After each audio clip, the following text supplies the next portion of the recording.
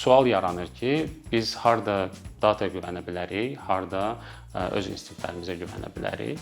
Əslində bunun tam doğru bir cavabı yoxdur. Halbuki mən bir neçə konseptlə sizə tanış eləmək istərdim ki, bəlkə sizin öz bu cür hallarla rastlaşsaz, sizə kiçik də olsa köməklik göstərə bilər.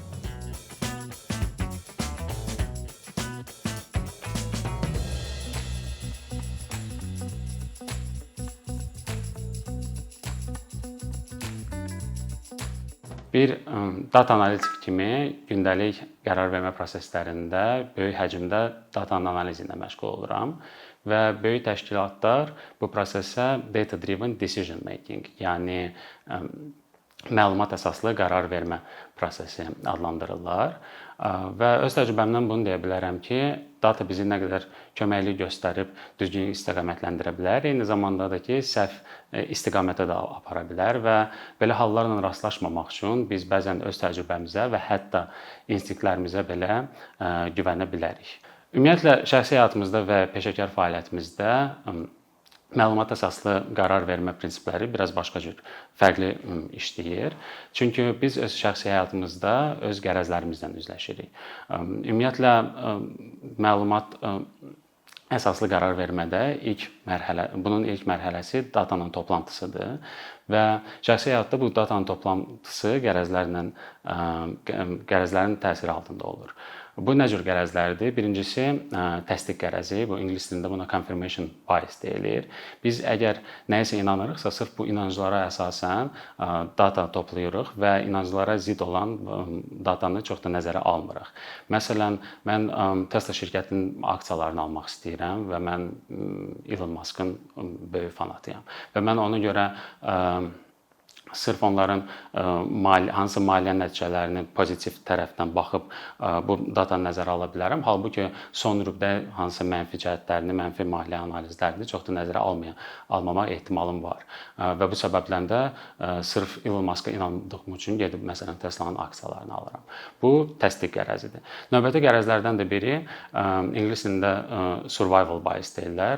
Bunun Azərbaycan dilinin tərcüməsi sağ qalma qərəzi kimi tərcümə eləmək olar. Burada biz yalnız uğurlu кейslərə fokuslanırıq və uğursuz keysləri nəzərə almırıq. Məsələn, ətrafımızda bir neçə adam uğurlu startap qurub, biz də bundan ilhamlanıb öz startapımızı qurmaq istəyirik və başlayırıq bu startapları analiz eləməyə.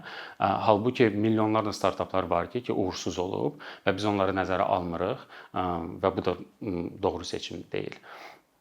Ümumiyyətlə, startaplar mövzusu ilə davam eləsək, statistika burada çox maraqlı işləyir. Çünki statistika əsasən startapların yalnız 1% uğurlu olur.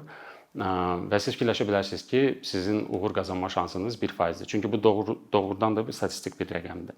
Halbuki mənim yanaşmam burada biraz fərqlidir. Çünki statistika yalnız böyük ahalilərdə işləyir və siz yalnız özünüzü fikirləşirsiniz. Burada sizin şansınız əslində 1% deyil, 50%-dir. Çünki ya uğurlu olacaqsınız, ya da ki uğurlu olmayacaqsınız. Və burada sırf sizin qərəzlərinə əsasən, sizin təcrübəniz və yaxud da ki hansısa inanclarınıza əsasən bu faiz də ya artıb, ya düşə bilər. Ona görə mən burada əsas tövsiyəm odur ki, siz şəxsi həyatınızda qərar vermə proseslərində bu qərəzlərin fərqində olasınız və sırf qərəzlərin fərqində olanda düzgün qərar vermə şansınız daha da yüksək olur. Peşəkar fəaliyyətimizdə isə bu məlumat əsaslı qərar vermə prinsipləri biraz fərqli işləyir. Burada biz çoxlu sayda datadan istifadə edirik və mən bir analitik olaraq əsas 3 istiqamətdə datadan istifadə edirəm. Birincisi, mən təsvir edici analitika ilə məşğulam.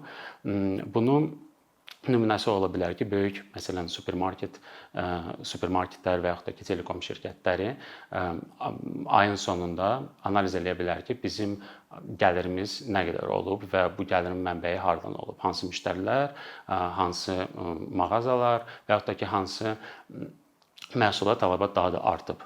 Və bu məlumatlara əsasən də qərar verirlər ki, növbəti aylarda və illərdə biz hansı məhsullarla, hansı mağazalarla daha da çox işləmək istəyirik məsələn.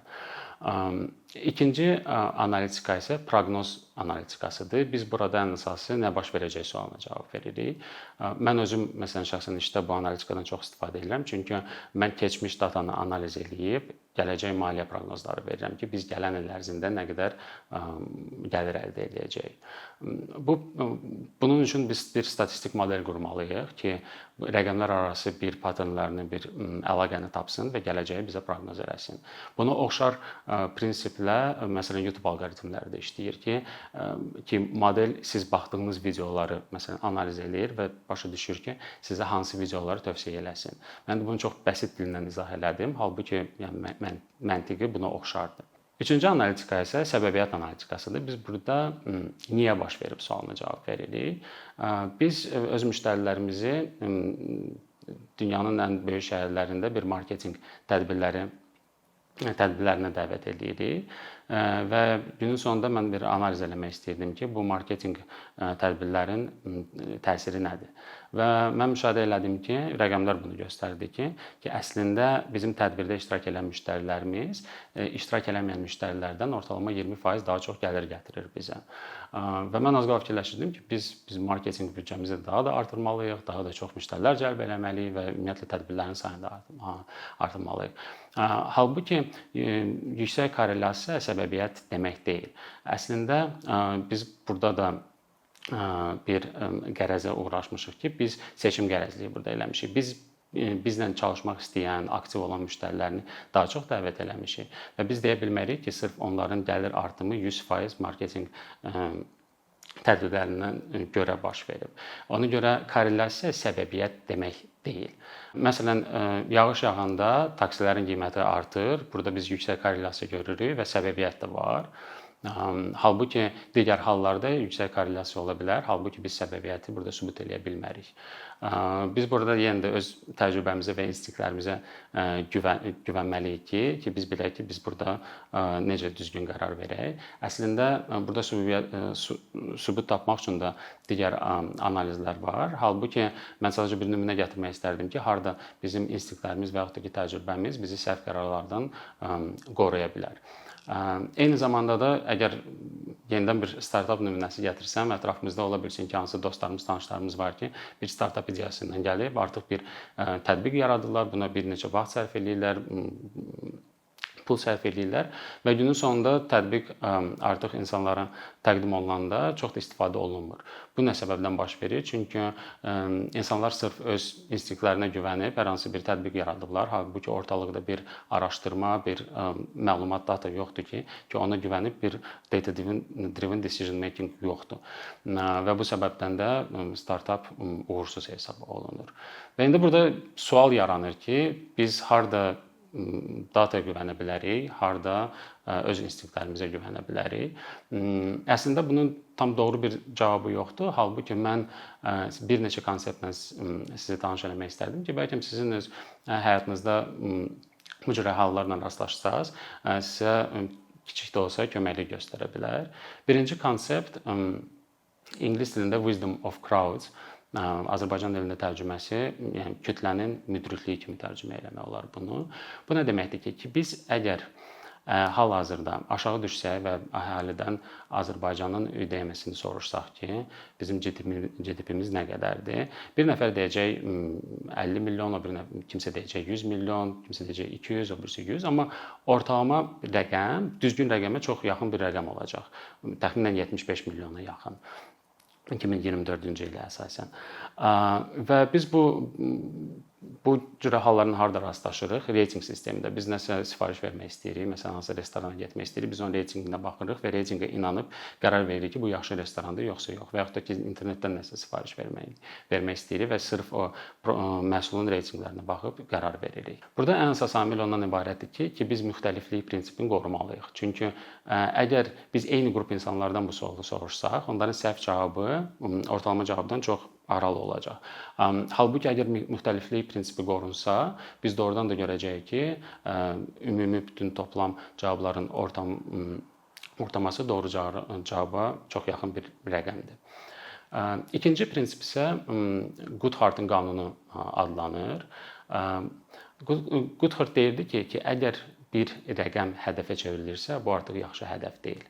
Mən bunu yenə də öz təcrübəmdən deyə bilərəm. Mən əvvəlki işlədiyim yerdə müştərilərlə əlaqədə olan bir departamentdə çalışırdım və biz orada bizim komandanın məhsuldarlığını artırmaq üçün bir metrika fikirləşmişdik ki, gün ərzində neçə ədəd case həll edirlər və buna nə qədər vaxt sərf edirlər. Və ilk aylarda biz doğrudan da görürdük ki, bu rəqəm getdikcə artır və biz belə bir qərara gəlirdik ki, məhsuldarlıq doğrudan da artır. Halbuki bir neçə müddət sonra biz fikir verdik ki, əslində bu rəqəmin olması və bizim bu daimi biz bu rəqəmi analiz edirdik və bunu öz komandamıza da bildirirdik. Bu əslində onların rifahına və məhsuldarlığına neqativ bir təsir göstərirdi. Və insanlar daha çox məzuniyyətə çıxmağa başladı, daha çox xəstəliklə bağlı arayış təqdim edib işə gəlməməyə başladı və ümumilikdə məhsuldarlığa çox da yaxşı bir təsiri olmadı. Və biz günün sonunda bu metrikadan qərara gəldik ki, bu metrikanı ləğv eləyək. Və ona görə də bu nümunə ilə mən demək istərdim ki, biz bəzən sırf rəqəmə fokuslanmamalıyıq. Bizim təcrübəmiz və instinktlərimiz bizə gizli rəqəmlə görünməyən bəzi şeyləri deyə bilər ki, biz onları da nəzərə almalıyıq. Və üçüncü konsept də ondan ibarətdir ki, buna Ferminin problemi adlandırırlar. Mən özüm öz müsahibəmdə işə qəbul olmamışdan qabaq belə bir sual almışdım ki, bizim binamızın yanında bir coffee shop var. Təxmin eləyə bilərsən ki, onların aylıq gəliri nə qədərdir? Burada vaxt məhdudiyyəti var. Cəmi 5 dəqiqə vaxt verilir və əlimizdə heç bir məlumat yoxdur. Və biz burada nə edirik? Biz burada mürəkkəb bir məsələni kiçik bir hissələrə bölürük və hər hissədə olduğumuz məlumatı və yaxud da ki, öz instinktlərimizdən istifadə edib balansı tapırıq. Məsələn, mən deyirəm ki, həmin bu coffee shopda iş saatları saat 8-dən 8-ə kimi ola bilər, 12 saatdır. Bunun gəlin belə deyək, 6 saatı pik saatıdır, 6 saatı qeyri-pik saatıdır. Pik saatında ola bilsin ki, hardasa 30 müştəriyə yaxın olsun, qeyri-pik saatlarında 10 müştəri. Kofenin ortalama qiymətini biz bilirik, təxminən 5 manat məsələn götürsək, bunu müştərilərin sayına vursaq bir rəqəm ortaya gəlir. Sözsüz ki, bu rəqəm dəqiq rəqəm olmayacaq. Halbuki dəqiq rəqəmə ən azı ədadı dəqiq rəqəmə yaxın bir rəqəm olacaq ki, bu da yenə də bizim 5 dəqiqə vaxtımız var. Vaxt məhdudiyyətini nəzərə alsaq, yaxşı bir cavab sayıla bilər. Və bu nümunə ilə də göstərmək istədiyim odur ki, bizim məlumatımız olmayanda və yaxud da ki, vaxt məhdudiyyəti olanda biz bildiyimiz məlumatı istifadə edib və instinktlərimizi istifadə edib mürəkkəb bir prosesi kiçik bir etaplara bölüb sonda bir qərar verə bilərik. Və sonda demək istərdim ki, sırf yalnız dataya fokuslanıb və yaxud da ki, öz instinktlərinə fokuslanmaq yox, həm dataya, həm instinktlərimizə fokuslanmaq sizin qərar vermə prosesinizdə düzgün qərar vermək şansını artırır və sırf bunu da sizə tövsiyə edərdim.